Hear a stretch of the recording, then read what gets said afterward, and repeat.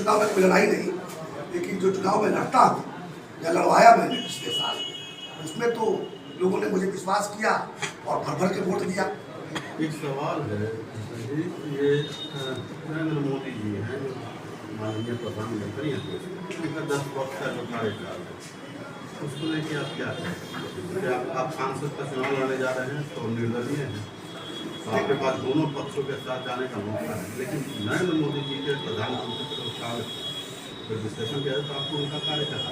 नरेंद्र मोदी जी के साथ में रहा हूँ 9 साल, उन्हीं के दल में रहा हूँ। अगर वो पसंद नहीं होती मैं पहले चुनाव करा दिया। नरेंद्र मोदी जी निश्चित रूप से वैश्विक स्तर पर, राष्ट्रीय स्तर पर ऐसा काम उसमें जरूर कर रहे हैं कि हर बार पिछली बार से अधिक जीतते आ रहे हैं। कई राज्यों पर भी सरकार बनी है, उनकी गारंटी पर दूसरे राज्यों में सरकार बन रही है। लेकिन साथ में मैं कैबिनेट डालता हूँ, बिहारी इतने अभागे हैं कि 39 MP यहाँ से जाकर भेजे। इसके बावजूद वही नरेंद्र मोदी यशस्वी प्रधानमंत्री ने एक बार भी बिहार के विकास के लिए कोई बैठक भी बुलाई हो और उसका साक्ष्य उनके समर्थक मेरे सामने प्रस्तुत कर देंगे तो मैं अपना नाम हटाकर और जिसको भेजे हैं उसके समर्थन में मैं वोट मांगना शुरू करूँगा। ये हमारा दुर्भाग्य है, बिहार का दुर्भाग्य है, महाराजगंज का दुर्भाग्य है कि कभी भी जिन्होंने इतना नाम कमाया है कि विदेशों में उनके नाम की स्तुति बोल रही है, उन्होंने बिहार से सिर्फ 40 MP देखा है। बिहारियों की गरीबी को नहीं देखा, बिहारियों के दुर्भाग्य को नहीं देखा, बिहारियों का शिक्षा को नहीं देखा, बिहारियों के पलायन को नहीं देखा, बेरोजगारी को नहीं देखा। बिहारी नाम जो गाली बनते जा रहा है उसको दूर करने के लिए तब से छोटा प्रयास भी नहीं हुआ। ये शिकायत मेरे मुझसे। अच्छा, मान लीजिए आप जब चुनावी सभाओं में जाएंगे अपने और आपके सामने राजग और इंडिया और इंडिया दोनों अलायंस के जो उम्मीदवार रहेंगे वो आपके प्रतिद्वंदी रहेंगे, तो अपनी सभाओं में आप एनडीए को या इंडिया को क्या दोनों तरफ, एक तरफ राहुल गांधी है, एक तरफ? देखिए, मैं कोई सरकार बनाने का चुनाव तो लड़ने जाऊँगा नहीं, गंदी सरकार नहीं सरकार में शामिल नहीं। मुझे ऐसा नहीं लगता कि ऐसी आवश्यकता पड़ेगी जिस तरह की हवा बह रही है। मेरी चिंता मेरे जन्मभूमि से है। मेरी जन्मभूमि जो है वो महाराजगंज क्षेत्र में है, तो मुझे वहाँ से एक ऐसा सांसद चाहिए जिसको महाराजगंज की जनता पसंद है। अभी तक जो सामने में है वो पसंद नहीं है। दूसरे जो आने वाले जो नाम चल रहा है, मुझे पूरा विश्वास है कि महाराष्ट्र की जनता उनको पसंद नहीं करने वाली है। यहाँ साइड पक्षी की जरूरत नहीं। अब रहा सवाल कि मैं अपना दायित्व निभाते हुए सामने आ रहा हूँ।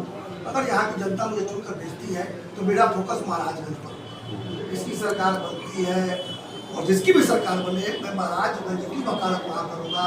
महाराजगंज के लोगों के समस्याओं को मजबूती से सामने रखने का काम करूँगा। राष्ट्रीय मुद्दे पीछे छूट जाएंगे महाराजगंज में, क्षेत्रीय मुद्दे जो हैं आपकी तरफ से हावी रहेंगे। मैं निर्दलीय हूँ, मैं राष्ट्रीय मुद्दा इतना बड़ा हूँ नहीं कि मैं राष्ट्रीय मुद्दों की बात करूँ।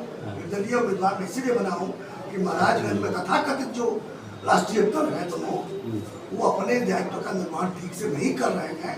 उन्हें सुधारने के लिए मुझे महाराजगंज की जनता के सामने एक विकल्प पर खड़ा होना पड़ा। यदि मैं किसी दल में गया इसके बाद तो निश्चित रूप से उस दल के साथ पहले सौदा होगी कि राष्ट्रीय हित में और मेरे कॉन्स्टिट्यूंसी के हित में वो क्या कमिटमेंट देते हैं। अगर वो दोनों कमिटमेंट मुझे पसंद आया तो मैं दल में जा सकता। अच्छा, इंडियन अलायंस से आपका नाम बड़ी तेजी से चल रहा था, क्या कारण रहा कि इंडियन अलायंस में आज भी चल रहा है, बंद थोड़ी हुआ है। अभी भरोसा नहीं है? आज भी चल रहा है, बंद थोड़ी हुआ है। तो क्या इंडिया आपको ऑफर कर सकती है सीट के लिए? मैं क्या जानूँ, ये कभी सर कमरे में बैठकर क्या ख्याल आएगा किसको पता। महाराजगंज के लोगों का चॉइस समझ में आएगा कि नहीं आएगा, मैं कैसे जानूँ। अच्छा, इस चुनाव में जनसुराज का क्या रोल है? आप बहुत एक्टिव रहे हैं जनसुराज को। देखिए, मैं जनसुराज के साथ हूँ। जनसुराज जो बातें कर रही है वो बातें बड़ी हित में है बिहार के लोगों के, इसीलिए मैं उससे जुड़ा हुआ हूँ।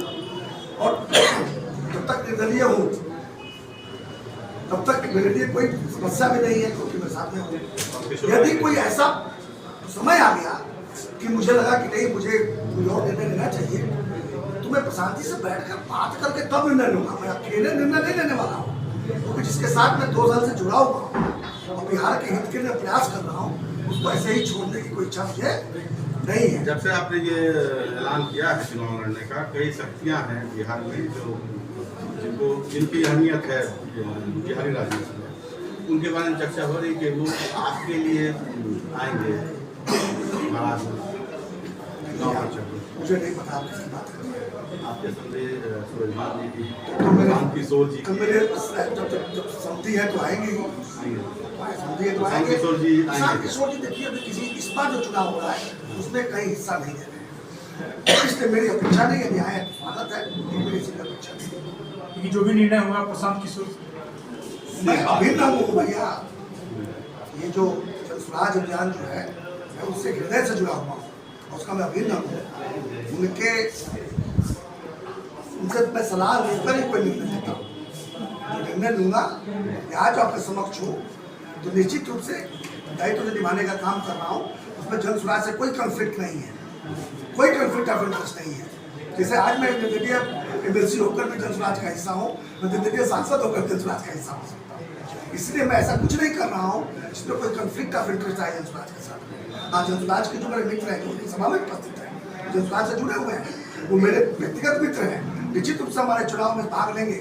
लेकिन जनस्वराज की तरफ से लेंगे ऐसी बात नहीं है। आपने देखा हुआ चुनाव पिछले साल हुआ, हम लोगों ने अफाक अहमद साहब को बंद किया, उसमें कुछ हमारे मित्र झंडा लेकर भी आ गए थे नामांकन के समय। लेकिन ऐसा नहीं कि जनस्वराज डरा रहे थे, हालांकि जनस्वराज के सारे मित्र उसमें लगे हुए थे और विजयी हुए। सर भाजपा से बागी बिहार प्रत्याशी सारंग और महाराजगंज से तो क्या कारण है कि आप लोग सर लड़ रहे हैं? अरे कब लगाओ सर पेज में थे पहले मंडलीय एमएलसी लेकिन अभी भाजपा से जुड़े रहे हैं। कभी कांग्रेस में भी थे, दो बिहार प्रत्याशी सारंग में थे। मतलब अब क्या छोड़ दें जो बात भाजपा से टिकट नहीं दिया, आपने भाजपा में टिकट मांग रहा था, क्या बात कर रहे हैं आप?